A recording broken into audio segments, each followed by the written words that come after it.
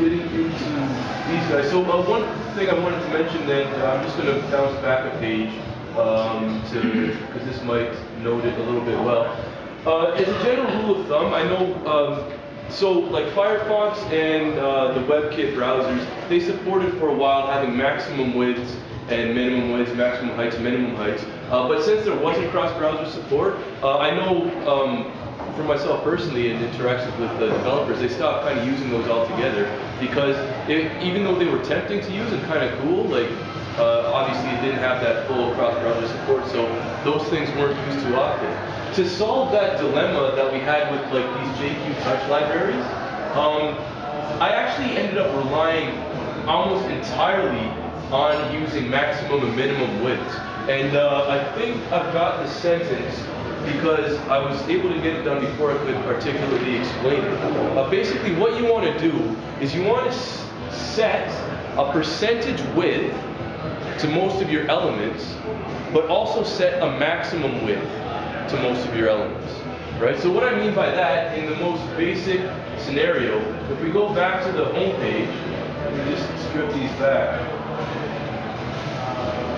If we go back to the home page, if we take a look at this button, for instance, we'll notice that the width of the button, actually, I've got a revised one running on my local machine. I think it might be more beneficial to look at. If we take a look at this, you'll notice that the width of the button is set to 100% of the screen, right? But the maximum width is set to 244 pixels. What that means is that if my screen is less than 244 pixels, then that button will take up the entire width.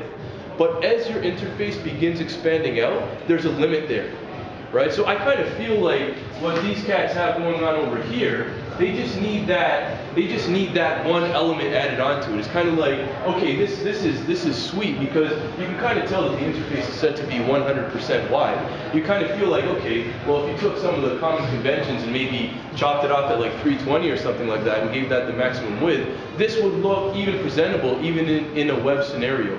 That might actually not be too difficult to do. I haven't had a chance to pry in and take a look at that yet, but that is actually what ended up working out for us. And to demonstrate that, we could probably take a look at, if I reduce my inspector here, if we take a look into this and actually delete our maximum width,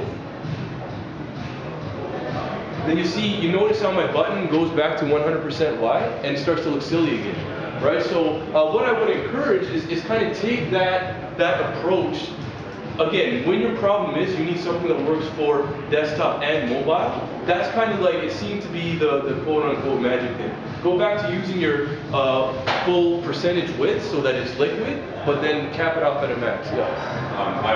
I was going to say this in the things I've learned, but it hasn't been the last month, it was before that. One thing that I've gotten around to doing for this is media queries in CSS3. Yeah. They're fantastic. Very sweet. Very sweet. Like, hopefully, if I'm not too long-winded here, I got a couple of those I want to take a peek at as well after.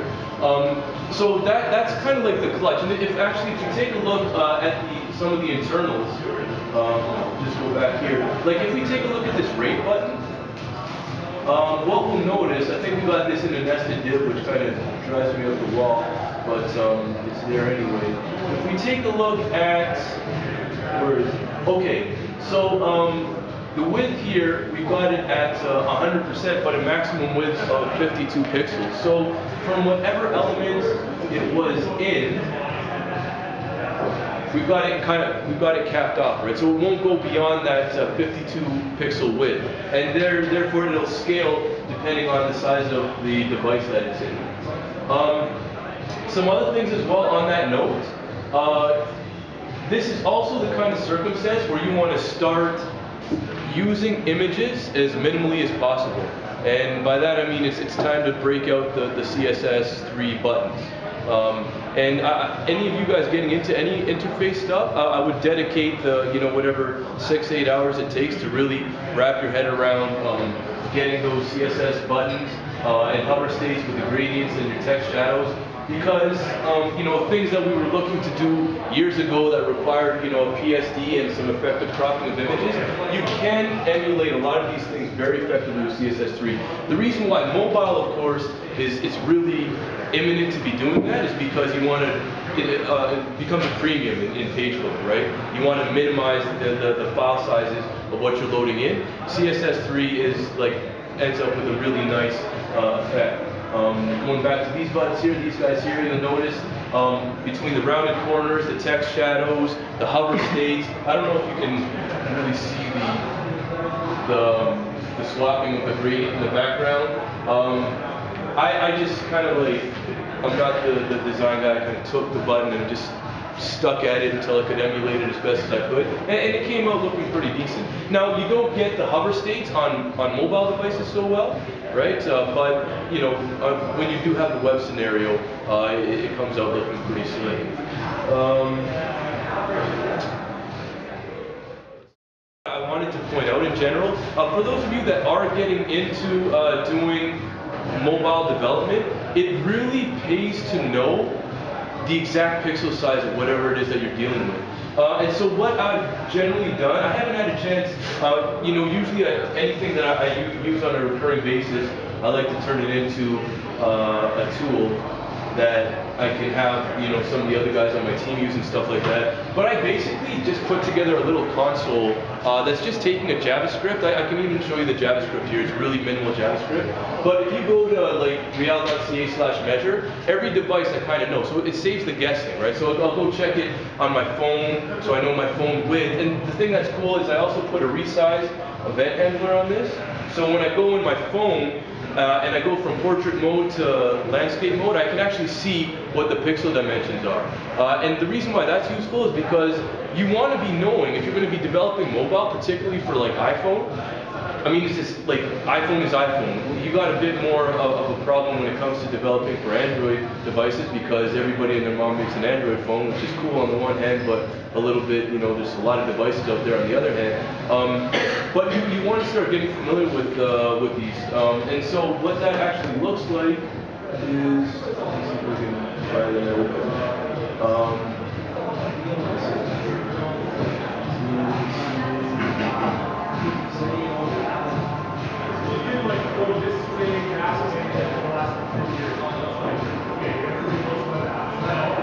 Let me see if I have it over. In that event application that you're using, are you tracking all of them? Are you tracking how many people are using what? So this way, future cases, future development. That we haven't had a chance yet, but I love that idea.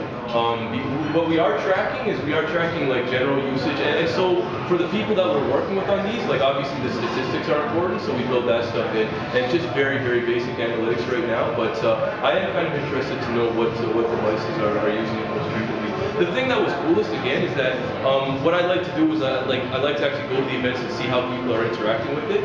And I mean, it was the funniest thing. Even though the desktop version was the last consideration, when I go to the event, it's surprising. When I'd be looking, and again, usually when they incentivize the use of the evaluation thing, it gets the most use. But a lot of people were accessing it through their laptop. So I was pretty happy that we ended up taking that extra step and going through it. And I guess if anybody's curious, the other consideration about building really clean HTML is that older Blackberries, they will strip away all the CSS, but at least you still have a functional app, right? So again, if anybody's wondering why we stuck with the standard radio buttons, it would be scenarios like that. I mean, we needed something that was going to work imminently across different browsers, and anybody that's ever used kind of form element replacement knows it's kind of nightmarish sometimes to accommodate all those other devices. So yeah, this thing was even working on. I'm not too familiar with BlackBerry, but we were checking back a few iterations, and anything that had even a fairly serviceable web browser, it was doing the trick for.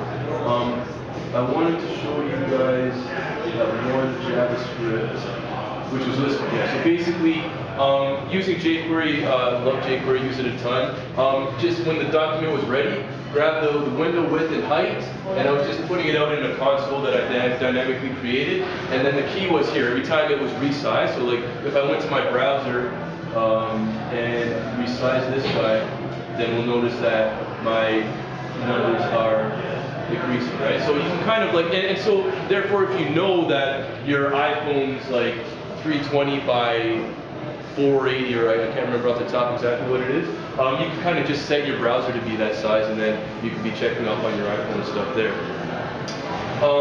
So that's kind of like knowing those measurements. The other thing is some of the more advanced, effective mobile sites, like when you tilt it, you'll notice that they understand that there's more real estate, so the interface will be a little bit different. I think that would be kind of like future sessions, that would be kind of neat little tutorial to get into there.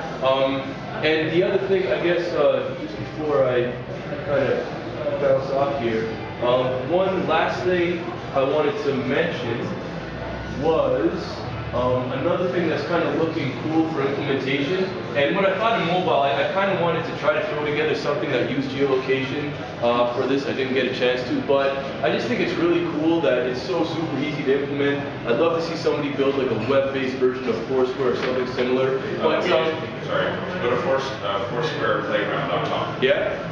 I believe it, because this is like 5 lines of code, and it detects where we are on the planet Earth, which is pretty neat. We support that in 99. Yeah, awesome.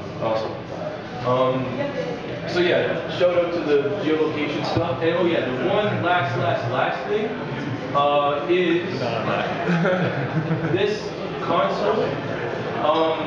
If you are really like, you know, if you've got somebody that's really keen, or if you yourself really want to buckle down on optimizing page load stuff, one of the coolest things about the Chrome developer toolkit is that you can run an audit on your site, and it'll give you suggestions as to how you can improve your page load. So in the console, it tells me that I should be, and this is something that we're trying to implement on all of our projects now. So before deployment, we like to combine all the CSS. So not in the developer version, of course in the developer scenario, we want to keep our stuff separate so it's organized, but combining your CSS, combining your JavaScripts, your gzip compression, browser caching, there's a lot of interesting approaches to that, such as like hosting your images on a different subdomain can speed up your site's performance. And the only one that I disagree with, and this you used to need to do, particularly for PNGs and older versions of Internet Explorer. I don't know if you know, it was a standard that you needed 4 attributes when using your image tag, because particularly for PNGs, if you didn't specify the height and width, it would usually come out distorted in older IDs. The reason why you don't want to do that in mobile is the reasons I was mentioning before. Anytime you specifically state the dimensions of something, you lose that ability to have some of that elasticity, or at least, at the very least, it becomes a lot more difficult to accommodate. So, you know, for those of you that are super paranoid about breaking convention, this is one that I'll say you should probably at least consider. I think the reason they say that is because if you don't specify the image dimensions, the DOM is blocked until the images load. Yeah. If you specify all your image dimensions, the DOM will load, and then your images can load, and it doesn't have to redraw the DOM. That's a good point. So, it might be kind of one of those scenarios where, again, so when you're doing mobile, you want to minimize your use of images anyway. Yeah. So it's kind of like marrying those. It's one of those things where you got to kind of marry the best approach, and it might switch from scenario to scenario. But yeah, great point. Anyway, in a nutshell, like, so those are a bunch of the considerations. If anybody's curious, that app, we built it on Kohana, PHP framework, MVC framework, which is really efficient. We kind of use it as the backbone of any of the PHP-based projects that we work on. Somebody in the room just did a recent project from our endorsement on Kohana, and so it's something we like to train people on as well, and learning how to use MVC. But I think that pretty much, I know I've gone over my time, but hopefully there was some useful tips or what have you coming out of that. Is there any other questions or anything about this at all?